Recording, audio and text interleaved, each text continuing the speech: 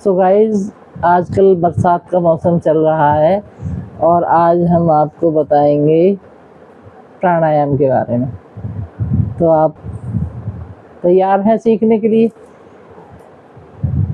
सबसे पहले हम भस्त्रिका करेंगे।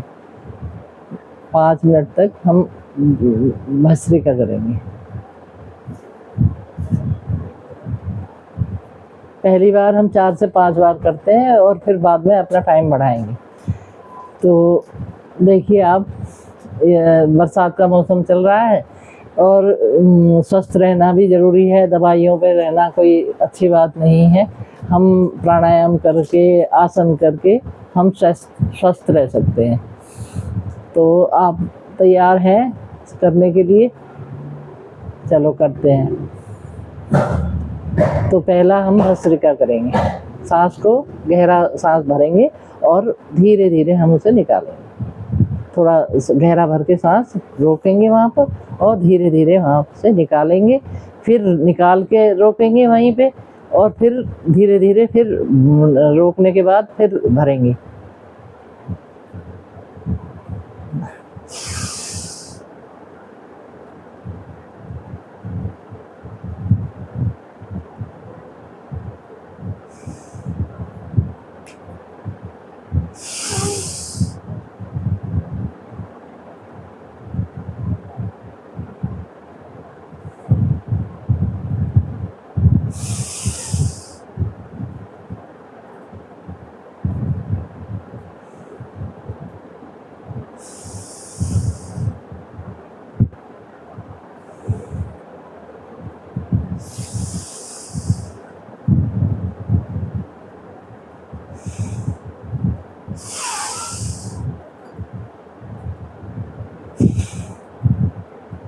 तो इसी तरह से हम 5 से 7 बार ऐसे करेंगे।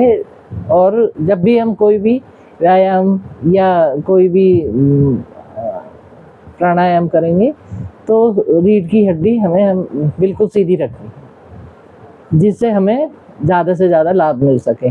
अगर हम ऐसे भी बैठ के करेंगे तो कर तो लेंगे, लेकिन ज़्यादा लाभ हमें सीधी बैठ के, रीढ़ की हड्डी हमारी सीधी होनी चाहिए, जिससे हमारे सारे तंत्रिका उसमें पहुँचे, सारी नसों में वायु का संचार हो। तो हम दूसरा प्राणायाम करेंगे अनुलोम विलोम। आप भी मेरे साथ करिए और अपने लिए 5 मिनट 10 मिनट ज़रूर निकालिए। थोड़ा काम छोड़ के भी अगर आप करते हैं तो स्वस्थ रहेंगे, तो उसमें आपके लिए भी फ़ायदा और दवाइयाँ नहीं खानी पड़ेंगी आपको। तो अब हम अनुलोम विलोम करते हैं। पहले हम राइट नोस्ट्रिल को बंद करेंगे ऐसे करके और लेफ्ट से भरेंगे और राइट से निकालेंगे, राइट से भरेंगे, लेफ्ट से निकालेंगे।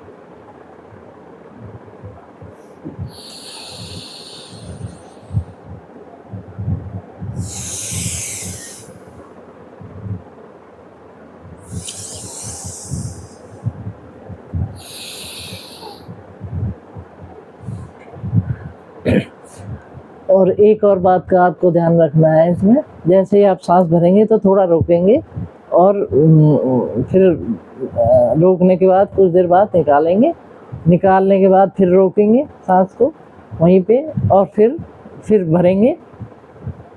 तो इस बात का भी आपको ध्यान रखना है। और जब भी आप सांस भरेंगे पेट में तो आपका पेट फूलना चाहिए, और तब जब भी निकालेंगे तो पेट अंदर जाना चाहिए। ये आपको खास ध्यान रखना है। तो आप बिल्कुल स्वस्थ होंगे करने से, और सही तरह से करेंगे आप, जिससे आपको पूर्णतः लाभ मिले और आपकी सेहत अच्छे से स्वस्थ रहे आप, ऐसा आपको करना है। तो इसके बाद हम फिर भस्त्रिका करेंगे। इस प्राणायाम के बाद फिर सांस भरेंगे और सांस निकालेंगे 5 से 6 बार।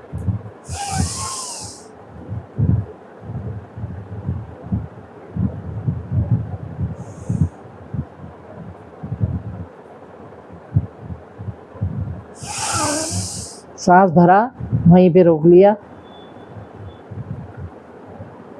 और फिर निकालना है। सांस भरने में पेट हमारा बाहर आएगा और सांस छोड़ने में पेट अंदर जाएगा। तो आप इस तरह से 5 से 7 बार बीच बीच में भस्त्रिका करते रहेंगे तो अपने आप को बैलेंस कर लेंगे। अब इसके बाद हम करते हैं कपालभाति, तीसरा प्राणायाम कपालभाति। तो आपको देखना है कि कैसे सांस निकालनी है, और उसमें हल्के से थोड़ा थोड़ा हमारी भरती भी रहेगी सांस, लेकिन हम निकालते ही हैं। हम नाभि के यहाँ पे हमारे अंदर जाएगा पेट निकालते समय।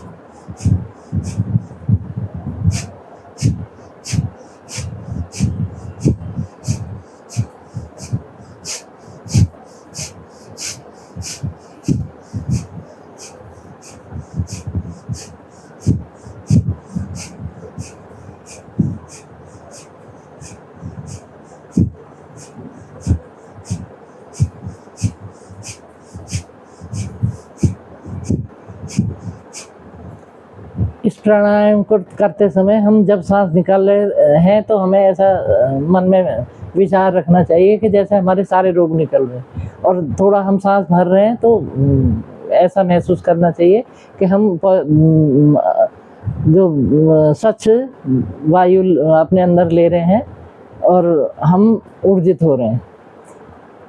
और हमें अपना पूरी तरह सुबह 5 मिनट 10 मिनट जो भी हमारे पास टाइम हो वो पूरा निकाल के हमें करना चाहिए। और ये एक और बात आपसे कहनी है कि जब भी आप ये प्राणायाम या कोई भी प्राणायाम करें तो खाली पेट होना चाहिए आपका, या 2 से 3 घंटे हो गए हो खाना खाए हुए। खाली पेट के में करेंगे तो ज़्यादा लाभ मिलेगा, और भरे हुए पेट पर नहीं करना चाहिए आपको, खाना खाने के बाद नहीं करना चाहिए। तो इसके बाद फिर हम फिर से भस्त्रिका करते हैं, अपने आप को सहज कर लेते हैं मुझसे।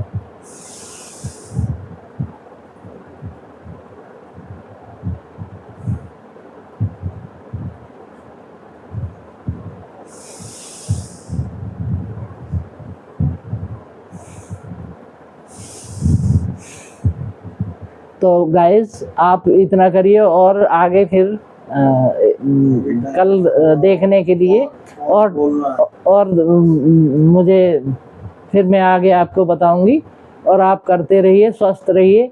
ये करने से आप अगर कपालभाति करते तो आप में, आपके दिमाग में जो भी स्ट्रेस है वो आप खुद ही महसूस करेंगे कि स्ट्रेस कैसे आपसे दूर जा रही है और आप कैसे स्वस्थ होते जा रहे हैं। आप लगातार करते रहिए बिना सोचे समझे कि हमें मतलब बस ये ध्यान रखिए कि स्वस्थ होना है और दवाइयाँ नहीं खानी है।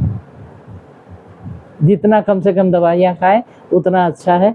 और आप प्राणायाम, आसन करके स्वस्थ रहें।